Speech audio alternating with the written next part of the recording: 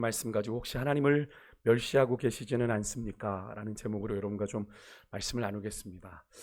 지난주에 이스라엘 백성들의 정탐꾼들의 보고를 듣고 이스라엘 백성들이 지난주 설교 제목이죠. 거인과 밥 사이에서 갈등을 했어요. 그죠? 그러면서 결국엔 어떤 선택을 하게 됩니까? 거인을 선택하고 말죠. 그래서 하나님의 전적인 구원의 은혜인 출애굽마저도 출애굽의 그 구원의 은혜마저도 원망하고 부정하기까지 이릅니다. 그래서 하나님을 향한 불신, 하나님을 향해 모독하는 장면까지 우리가 나누었어요. 오늘 그런 이스라엘의 반응에 하나님이 어떻게 반응하시는지, 또 그 반응에 모세가 어떤 역할을 하는지, 그 모세의 역할을 통해 이스라엘에게 어떤 운명적인 선언이 이루어지는지를 오늘 본문을 통해서 우리가 만나게 되는데요. 여러분, 여호수아와 갈렙을 제외했던 나머지 10명의 정탐꾼들은 자신들을 스스로 그 가나안 족속에 비해 뭐라고 비유했어요? 민수기 13장 33절에 보면 곤충입니다. 메뚜기에 비유했습니다. 그죠? 메뚜기에 비유했습니다. 그런 자신들은 자기들이 볼 때에도 메뚜기고 그들이 보기에도 그랬을 거다라고 억측을 합니다. 그죠? 자신들이 볼 때 이미 메뚜기였기 때문에 그런 거지 그들이 보기에 메뚜기였는지는 모릅니다. 근데 아닐 가능성이 더 높은 게 왜 그렇습니까? 여리고성에 있었던 기생 라합이 뭐라고 그랬습니까? 이스라엘 백성들이 약속의 땅 들어오는 그 여정들을 듣고 우리가 이 여리고성의 백성들이 어떻게 했다고 그랬습니까? 간담이 선을 했다고 그랬습니다. 과연 그런 그들이 이 이스라엘 백성을 메뚜기로 보았을까요? 이스라엘 백성들의 착각이었죠. 스스로가 메뚜기라고 여기니 메뚜기처럼 느껴지고 메뚜기 같은 생각을 했던 겁니다. 결국 그런 자신들은 가나안 땅의 그 거인 네피림의 후손인 아낙 자손을 이길 수 없다라고 스스로 그들의 운명을 결론짓고 단정을 지었습니다. 그런데 여러분, 이런 이들의 생각이 그들을 이끌었던 하나님 입장에서는 얼마나 자존심 상하는 이야기였을까요? 그렇지 않습니까? 고대의 전쟁은요, 그 당시의 전쟁은 양측의 신들의 싸움으로 보았습니다. 너희 신이 세냐, 우리 신이 세냐. 그렇기 때문에 이 정탐꾼들의 이런 전쟁 거부 선언은 어떤 의미이겠어요? 우리가 섬기는 우리의 하나님 이스라엘의 여호와 하나님이 가나안의 신보다 어떻다는 겁니까? 약하다는 거예요. 그죠? 애들 표현을 좀 쓰면 유치하지만 게임도 안 돼, 잽도 안 돼, 뭐 이런 애들 그런 표현 쓰지 않습니까? 아이들이 쓰는 표현으로 하면 우리 하나님은 저 가나안 신들의 잽도 안 돼, 메뚜기라고 생각해서 당연히 그렇게 생각했겠죠. 여러분, 이런 이스라엘의 하나님을 향한 선언, 이 선언은 사실 그들이 대놓고 직접적으로 얘기하지만 않았지 엄연한 신성 모독 발언입니다. 하나님은 이미 아낙 자손보다 훨씬 강대했던 그 당시의 인류 문명의 발상지 중 하나였던 애굽의 바로와 그 군대를 하나님이 제압하시고 그 430년이라는 그 긴 시간 속에 어떤 사실 독립의 여지, 독립의 힘조차 없었던 그 이스라엘을 그 애굽의 모든 신들보다 더 위대하신 하나님이 절대적인 권능으로 그들을 끌어내신 분이 바로 이분이지 않습니까? 그래서 여러분, 하나님께서 애굽에 내리신 10가지 재앙은요, 단순히 애굽에서 이스라엘을 해방시키는 그런 도구를 넘어서 사실은 애굽의 신들에 대한 심판의 의미도 담겨 있습니다. 그 당시 이집트는 인류 문명의 발상지인 만큼 많은 신들이 그곳에 있었거든요. 뭐 풍요, 다산, 뭐 물의 신, 땅의 신, 뭐 이래가지고 어마어마한 신들이 있었어요. 몇 가지만 좀 살펴보면 첫 번째 피재앙이 있었죠. 첫 번째 나일강의 물이 피로 변하는 이 첫 번째 피재앙은 애굽의 농사와 나일강의 신이었던 하피라고 하는 신에 대한 심판이었고요. 두 번째 재앙은 뭐였습니까? 혹시 기억나십니까? 개구리입니다. 그죠? 개구리. 개구리 재앙은 애굽의 생명과 다산의 신인 나일강의 장마를 가져다 주는 신으로 섬기고 있는 인간의 몸인데 머리는 개구리. 개구리인 헤카라는 신에 대한 심판이었습니다. 세 번째 재앙은 뭐죠? 이재앙입니다. 이재앙. 10가지 재앙 중에서 경고 없이 주어졌던 재앙들이 몇 개 있는데 그 중에 하나죠. 그런데 이 이재앙은 10가지 재앙 중에 가장 짧은 재앙이었어요.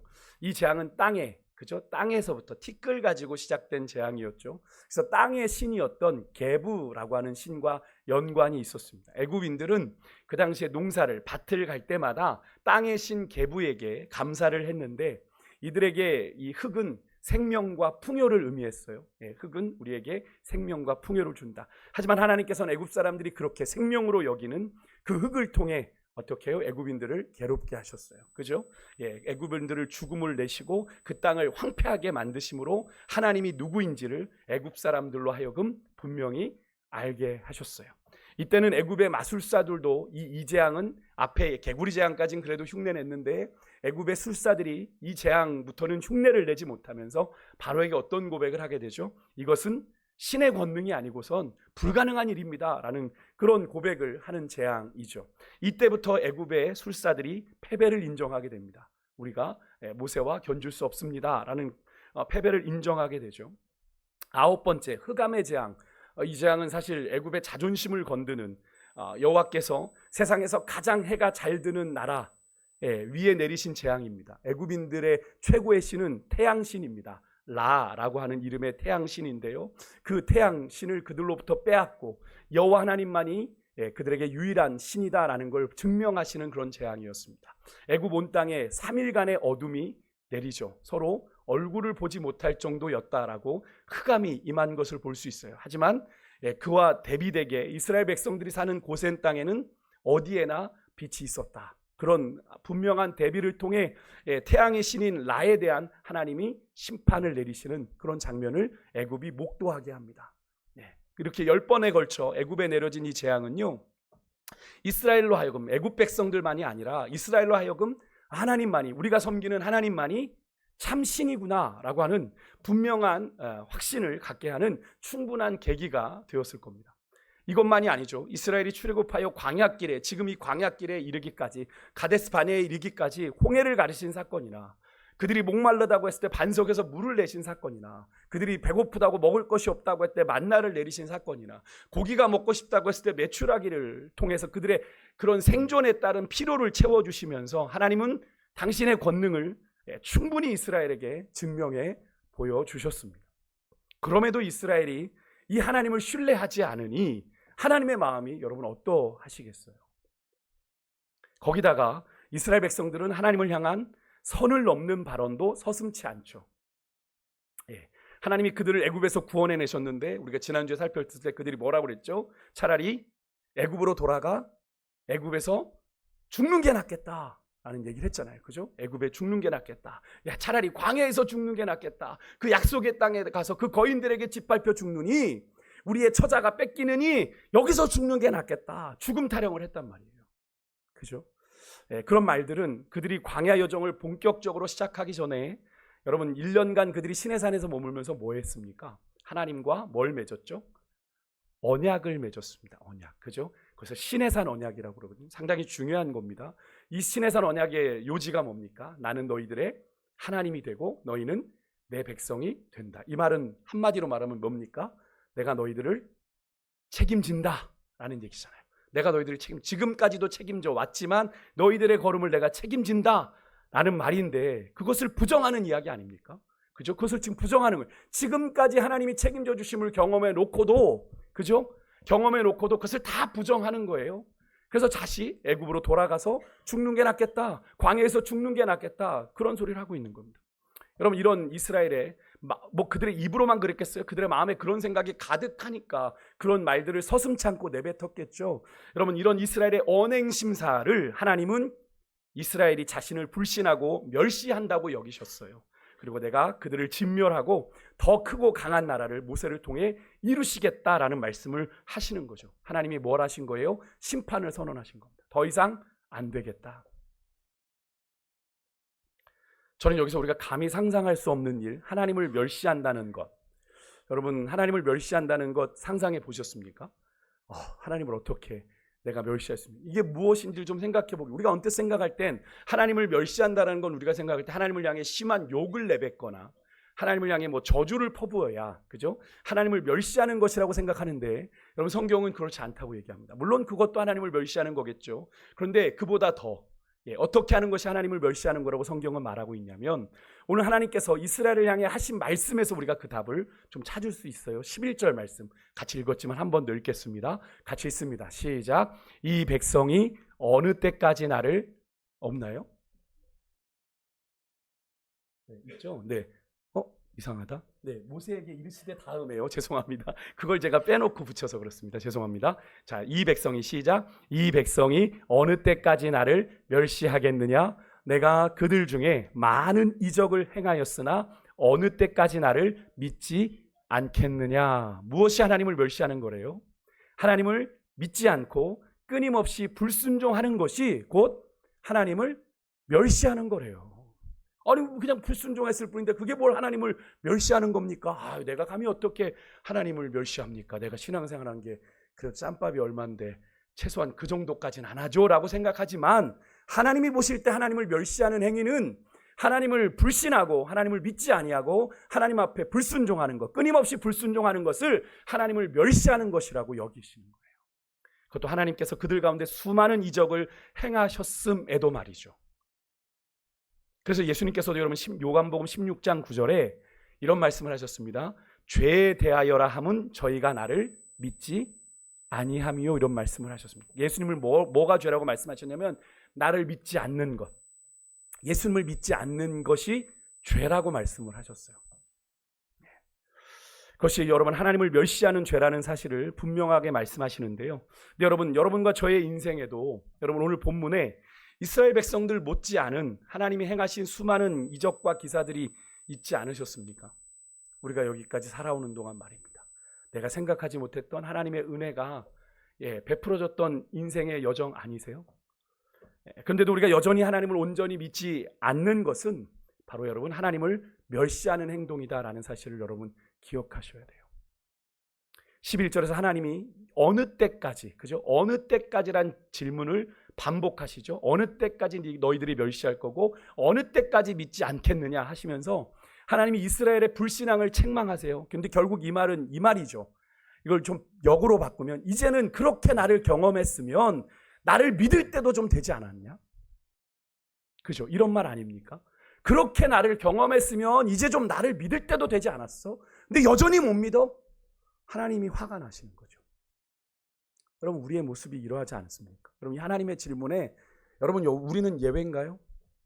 뭐 이렇게 하실 수 있죠. 하나님 내가 이런 말을 들을 정도 하면 나한테 한번 베풀어 줘 보세요. 여러분 우리가 받은 복을 세워 보셔야 돼요. 하나님이 주신 복을 당연하다 누리면 내가 하나님의 은혜라고 느끼지 못해요. 여러분 내가 당연하다 여기면 말이죠. 근데 여러분 하나님의 은혜가 우리에게 당연합니까? 당연하지 않아요. 근데 어느 순간 당연해지니까 당연히 내가 누리는 건 하나님께 감사로 고백되지가 않는 거죠.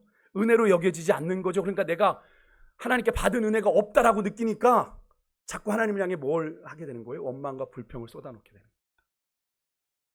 여러분 우리도 여러분 신앙 어떻게 해오셨습니까? 라고 얘기하면 하나님 경험하신 이야기들 많이 하시잖아요. 하나님 충분히 경험할 만큼 했고, 그래서 이제는 믿을 때도 되었는데 여전히 불신앙, 불순종을 고집한다는 건 결국 뭘 의미해요? 하나님을 멸시하는 거래요. 그게 하나님을 멸시하는 거래요. 물론 최소한의 믿음의 양심상 내가 교회를 다니는 횟수도 있는데 하나님을 대놓고 멸시하는 사람은 없겠죠. 교회 다니면서. 하지만 우리가 본의 아니게 또 나도 모르는 사이 하나님을 내가 멸시하고 있다는 사실을 우리가 오늘 말씀을 통해서 깨닫게 되지 않습니까? 여러분 그런 모습이 우리 안에 혹 느껴지시고 깨달아지신다면 오늘 이 밤 회개하고 돌이키는 은혜가 있으시기를 주의 이름으로 축복합니다. 하나님 나도 모르는 사이에 하나님을 멸시하고 있었네요. 하나님 나의 연약함을 도와주십시오. 미련합니다. 나는 어리석습니다. 주님 불쌍히 여겨주십시오.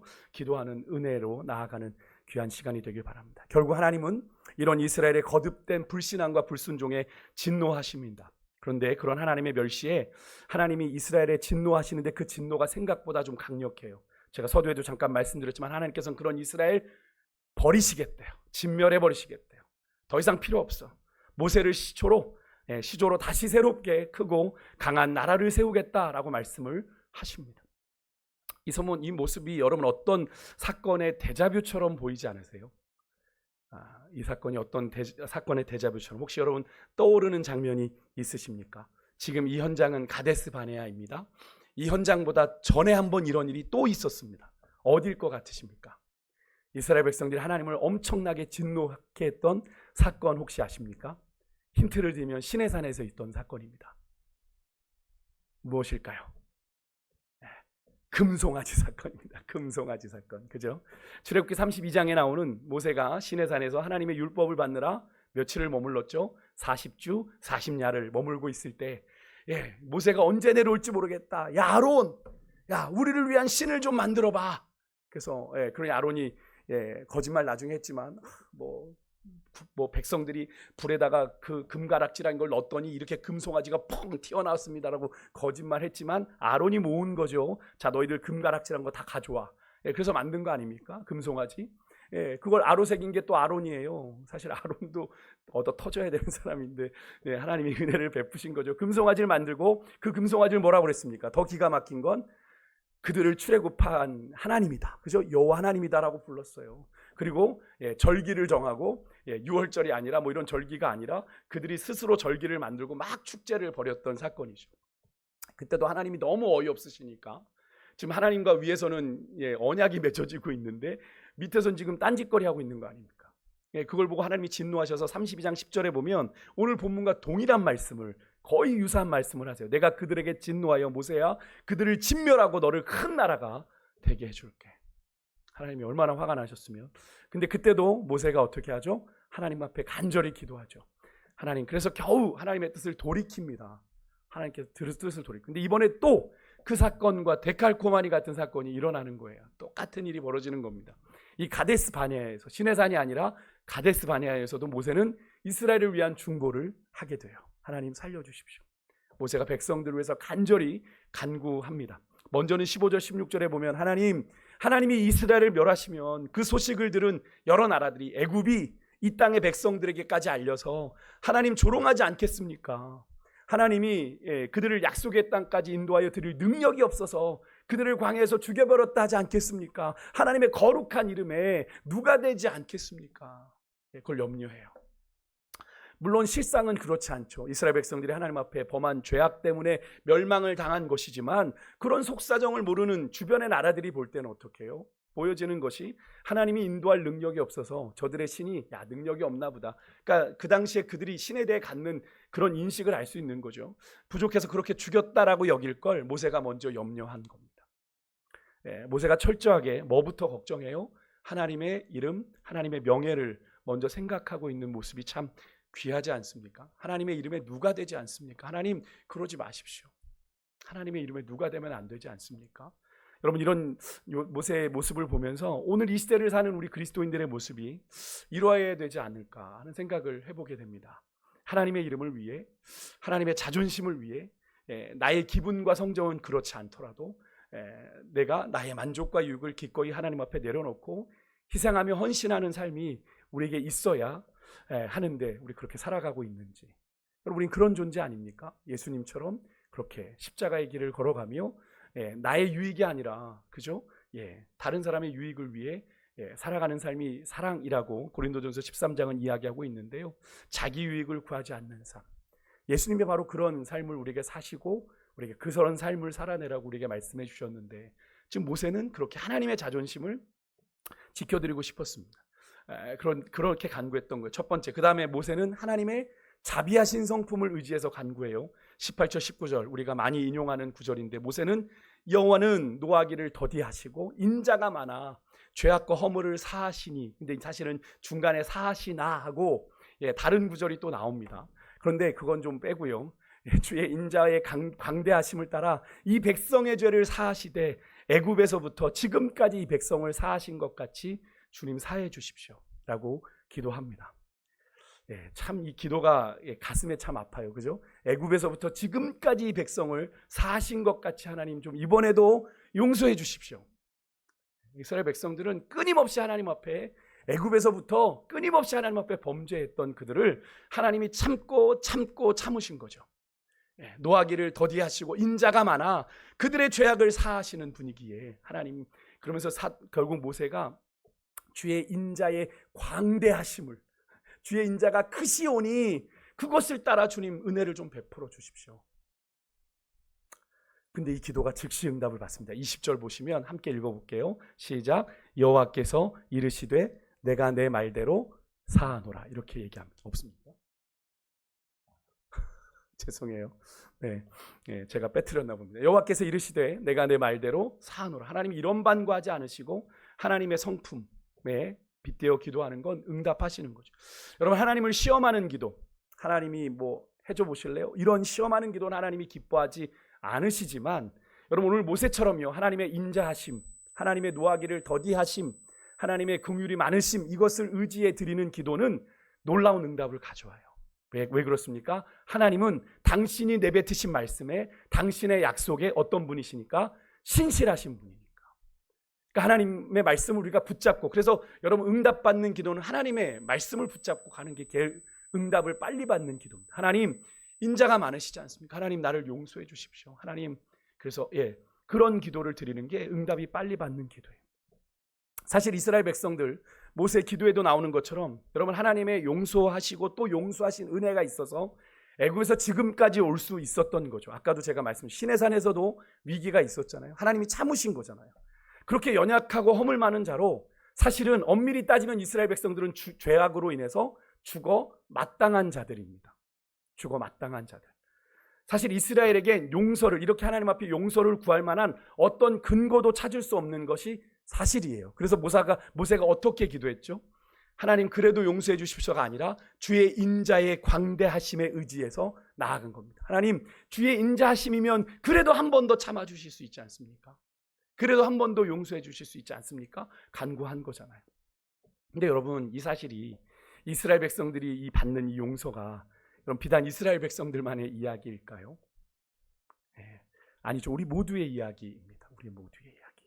우리도 어떤 자격이나 조건을 갖추고 있어서 구원받은 것 아니잖아요. 늘 말씀드리지만 드러나지 않았을 뿐, 오늘 본문의 이스라엘 못지않게 여러분 우리는 죽어 마땅한, 그죠? 용서 받을 만한 근거라고는 일도 찾을 수 없는 그런 우리들이 하나님의 이 무한하시고 한량없는 은혜로 구원받아 이렇게 예배 자리에 나올 수 있었다는 사실, 여러분 감사하고 계십니까?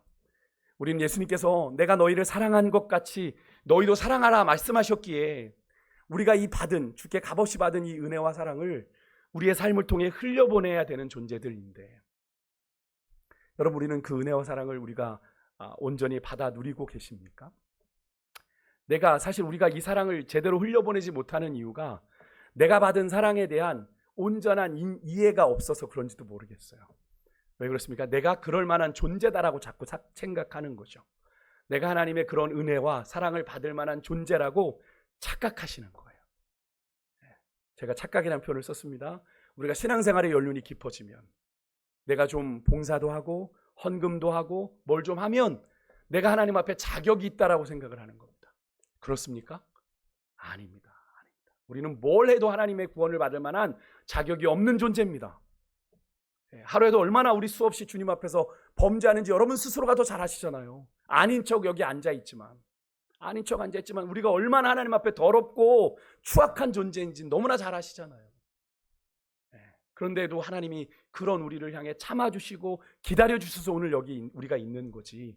여러분 정말 우리가 누군가를 판단할 때 하나님 저 사람 놔두시는 게 하나님의 공의의 올바릅니까? 우리가 종종 그런 이야기 하잖아요. 하나님 저런 사람들을 놔두는 게 하나님의 공의입니까? 막 이렇게 질문을 하는데, 여러분 늘 제가 말씀드리잖아요. 여러분 하나님이 공의대로 이 세상을 판단하시면 이 세상의 80억 인구가 과연 며칠이나 살아남아 있을 것 같으세요? 저는 하루도 못 살 거라고 생각합니다. 다 죽어야 돼요. 하나님의 공의대로 너 죄졌니? 죽어 하시면 이 땅에 살아남을 존재가 없는 거예요. 여러분 우리가 오늘 여기까지 오게 된 건 여러분 절대로 우연이 아닙니다. 하나님의 은혜예요. 하나님의 은혜입니다. 우리를 사랑하신 하나님의 그 사랑 때문에 하나님이 참아주시고 이해하고 용서하여 주셔서 우리를 오늘 이 자리에 부르신 거예요. 오늘 보십시오. 이 한 사람 모세의 간절한 기도가 이 장정만 60만, 수백만 명의 목숨을 살렸습니다. 여러분 여러분의 기도의 지경은 어떠하세요? 여러분 기도의 지경, 여러분의 기도의 지경에는 누가 있으십니까? 여러분의 내 개인의 기도 제목, 내 자녀, 내 가정에 대한 기도로 여러분의 지경이 이렇게 끝나지는 않으세요? 한정되고 겨우 그 기도하고 나 하나님 앞에 기도했다고 하는, 여러분 할 수 있다면 여러분의 기도의 지경이 하나님의 하나님이 품은 그 지경이기를 소망합니다. 오늘 모세가 기도했던 게 그렇습니다. 모세가 하나님을 향해 중보했던 게 그런 하나님의 마음을 품고 기도했던 거예요. 여러분, 하나님이 세상을 사랑하셨다고 그랬어요. 그죠? 세상을 사랑하셔서 뭘 하셨죠? 하나밖에 없는 독생자 예수님을 주셔서 세상을 구원코자 하셨습니다. 믿는 자마다 멸망치 않고 구원하고자 하십니다. 그게 하나님의 뜻이에요. 그렇다면 우리가 그 주님의 마음으로 우리 또한 이 악해 보이는, 답이 없어 보이는, 이 불의하고 혼탁해 보이는 이 세상을 품고 우리가 기도해야 되는 거죠.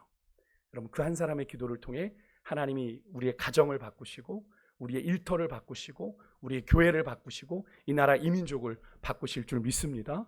하나님께서는 그렇게 역사하실 수 있는 분이에요. 이렇게 모세의 간구로 이스라엘 백성들이 용서를 받습니다. 하나님이 내가 사하노라 말씀하셨지만 여러분, 그들이 범한 죄에 대한 징계의 수위는 좀 낮아졌어요. 진멸되는 것에서 살아남기는 했습니다만 그 죄에 대한 대가는 이들이 치르게 됩니다. 그게 뭐죠? 22절 23절에 하나님이 이유를 말씀하시죠. 하나님을 10번이나 시험하고 말씀에 순종하지 않고 하나님을 멸시한 이 백성, 애초에 하나님은 즉시 멸절하실 계획이었지만 징계의 수위를 낮춰서 이들 모두가 가나안 땅을 결코 보지 못할 거다라는 말씀을 하십니다.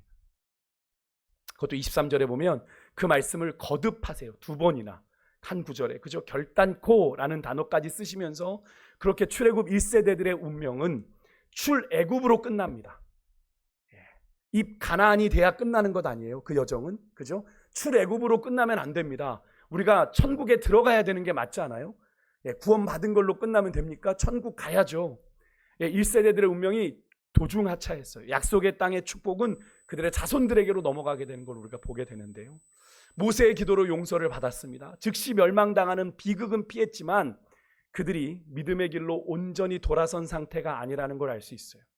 이제 우리가 뒤에를 보게 되면 이들이 이제 하나님이 그렇게 명령하셨다라고, 하나님이 그렇게 얘기하셨다라고 얘기하니까 이들이 깜짝 놀라서 이제라도 하나님의 말씀에 순종하여 올라가겠습니다. 막 난리가 납니다. 여러분, 이 사실 또한 우리에게 아주 중요한 교훈을 줍니다. 여러분, 우리가 교회만 다니고 있다고 해서, 내가 이스라엘 백성에 속해 있다고만 해서 되는 게 아니라 우리의 속사람이 온전히 변화되지 않으면 하나님 나라에 들어갈 수가 없다라는 거예요. 여러분, 그거 누가 판단하는 거예요? 우리들은 모르죠. 우리는 겉모습만 보니까. 근데 우리 주님은 아시죠. 우리의 속사람이 주님께로 온전히 변화되어져 가고 있는지.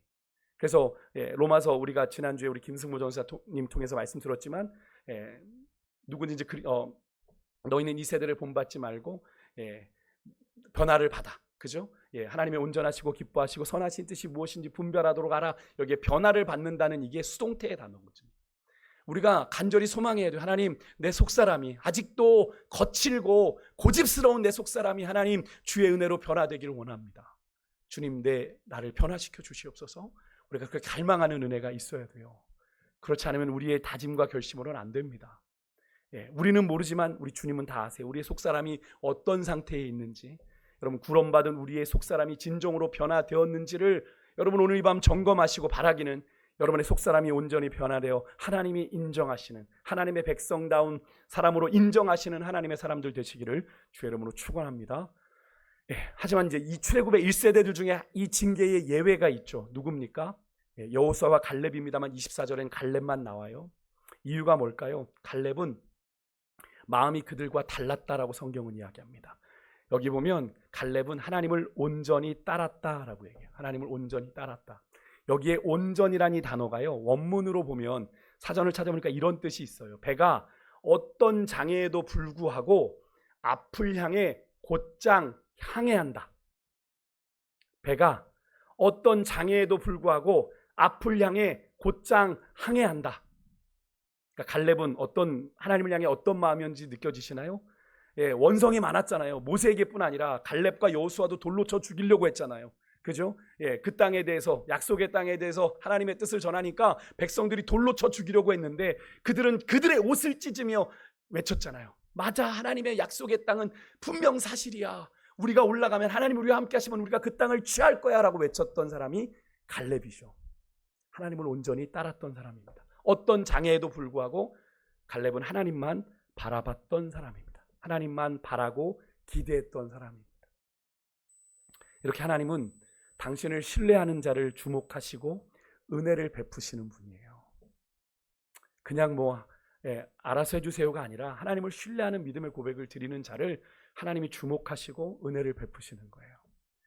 당시의 대세였던, 이스라엘 백성들에게 대세였던 10명의 정탐꾼들처럼 하나님의 뜻을 거스르고 멸시하고 조롱하는 세상의 소리가 난무하는 이 영적인 암흑기에, 여러분, 우리는 시대를 좀 핑계하고 한탄하지 말고 오늘 갈렙처럼, 여러분, 저희가 이번에 출애굽의 이 말씀을 민수기를 묵상하면서 모세가 이 이스라엘 백성들을 이끌어가는 것이 늘 탄탄대로는 아니었다라는 거예요. 수많은 원망과 불평과 원성이 있었어요. 계속 반대가 있었습니다. 그런데도 하나님이 이끄시는 대로 순종하며 나아갈 때 하나님의 역사가 이루어졌다라고 하는 거죠. 여러분, 갈렙처럼 항상 하나님만을 온전히 따르는 그런 성도가 되어야 될 줄 믿습니다. 세상에서는 소수의 소리가 무시되고 외면받지만 하나님은요, 당신을 바라는, 당신만을 기대하는 한 사람을 통해 이 시대에 당신의 계획과 역사를 이끌어 가시는 분이에요. 그러니까 우리가 기독교의 역사를 보면 하나님은 다수를 사용하시기보단 하나님께 헌신된 한 사람, 소수의 공동체를 통해 하나님의 역사와 명맥을 쭉 이어가셨고, 그 역사가 나라를 바꾸고 민족을 바꾸고 시대를 바꾸는 역사를 일으켰다라고 하는 겁니다. 그러면 하나님이 찾으시는 그 한 사람이 오늘 이 시대에 여러분과 제가 될 수 있길 간절히 소망합니다. 소돔과 고모라가 의인 한 사람만 있어도 멸망시키지 않는다고 했는데 그러지 않았잖아요. 여러분, 이 대한민국이 점점 타락하고 죄악이 관영해져 가고 있지 않습니까? 그런 가운데 하나님이 지키고 돌보아주고 계시는데, 하나님이 이 땅을 향한 하나님의 뜻을 돌이키는 결정적인 이유가 바로 여러분과 제가 될 수 있길 간절히 소망합니다. 네가 있어, 내가 이 땅을 구원한다, 이 땅을 살리겠다라고 말씀하시는 그런 하나님의 통로가 될 수 있길 간절히 소망하는데요. 말씀을 마칩니다. 사랑하는 여러분, 나도 모르는 사이 하나님을 멸시하고 계셨던 분 없으세요? 나는 그런 마음이 아니었는데 내가 하나님을 불신하고 끊임없이 불순종하다 보니 어느덧 하나님을 멸시하는 자로 살았던 인생을 깨닫게 하시는 분이 있다면 오늘 여러분 돌이키는 은혜가 있기를 소망해요. 하지만 우린 여러분, 죄의 뿌리가 생각보다 깊습니다. 잡초처럼 이 죄는 완전히 제거하기도 힘들고 잘 자라기도 해요. 오늘 우리 교회 앞에 화분 이렇게 놓여 있는 중에 그 맨 끝에 화분에 지난주일에 잡초가 이렇게 나 있더라고요. 그래서 그걸 이제 어떤 집사람하고 뽑았는데 얼마나 잘 자라든지 이렇게 막 엄청 자라 있어요. 잡초는 잘 자랍니다. 그죠? 잘 자랍니다. 근데 쓸모가 없잖아요. 여러분, 죄에 그런 잡초가 그렇게 잘 자라요. 우리가 모르는 사이에. 제가 그래서 지난주에도 죄의 여지를 남겨두지 말란 말씀드렸잖아요. 여러분, 우리가 죄된 연약함이 있습니다. 이 땅을 살아가는 동안. 그런데 여러분, 그런 우리가 이렇게 살아가고 있는 것, 우리들에게 한량없는 구원의 은혜를 베풀어 주신 하나님을 향한 하나님의 은혜가 있기 때문이에요. 여러분, 그 하나님을 향한 모세가 기도를 통해 우리가 정말로 이 백성들을 살리는 그것을 우리가 경험하지 않았습니까? 우리가 그 소망을 보고 여호수아와 갈렙처럼요, 우리가 이 암울한 세상 속에서도 우리가 신실하게 하나님의 뜻을 따라 좀 세상과는 다른 비전, 세상과는 좀 다른 마음을 가지고 살아가는 그런 하나님의 사람들 되기를 소망합니다.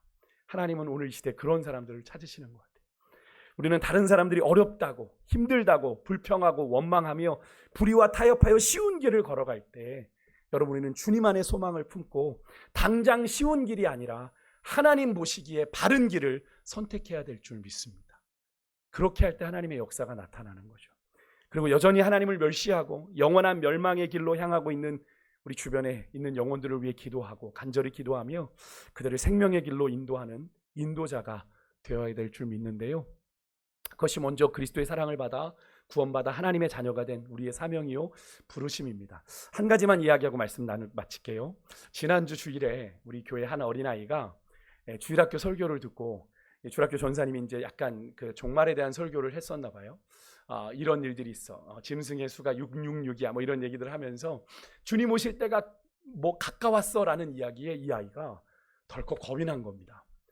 그래서 이 아이가 저를 찾아왔어요. 물론 건너 저를 찾아왔지만, 우리 아빠가 아직 예수님 안 믿는데, 목사님, 주님이 지금 곧 오실 때가 얼마 안 남았대요. 우리 아빠 구원받지 못하면 어떡하냐고 닭똥 같은 눈물을 제 앞에서 흘리는 거예요. 그럼 제가 얼마나 부끄러웠는지 아십니까? 그 아이 앞에서요. 목사님, 제가 너무나 부끄러웠고 눈물이 나더라고요. 그 아이의 그 믿음의 고백 속에 뭐가 담겨 있습니까? 주님 살아계심을 분명히 믿고요, 우리가 갈 천국이 있음을 믿고요, 예수 믿어야 천국 간다는 믿음의 고백이 있기 때문에 그 애가 그걸 얘기하는 거 아니겠어요? 그걸 믿지 않는다면 애가 그렇게 울 이유가 없어요. 그걸 믿는데 우리 아빠는 아직 그렇게 하지 않아. 근데 주님 곧 오신대. 하나님, 목사님 어떡하죠? 주님 오시기 전에 우리 아빠가 믿어야 되는데. 그래서 막 전화하려고 그래. 막 전화하려고. 그래서 내가 그 아이한테 그랬습니다. 네가 기도하고 있으면 하나님이 절대 너의 아버지의 구원을 포기하지 않아. 기도하자. 우리 같이 기도하자. 아빠가 너의 아버지를 분명히 구원하실 거야.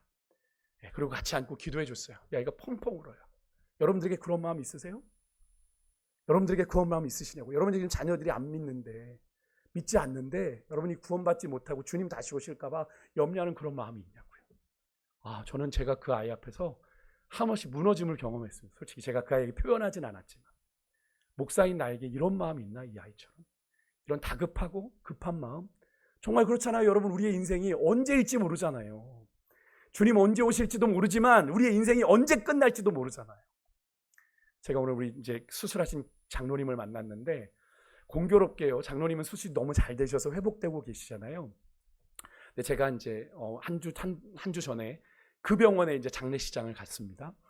제가 같이 공부했던 목사님의 아버님이셨어요. 장로님하고 비슷한 연배인데 같은 수술을 하셨는데 이분은 돌아가셨어요. 제가 그걸 보면서 모르는 거구나.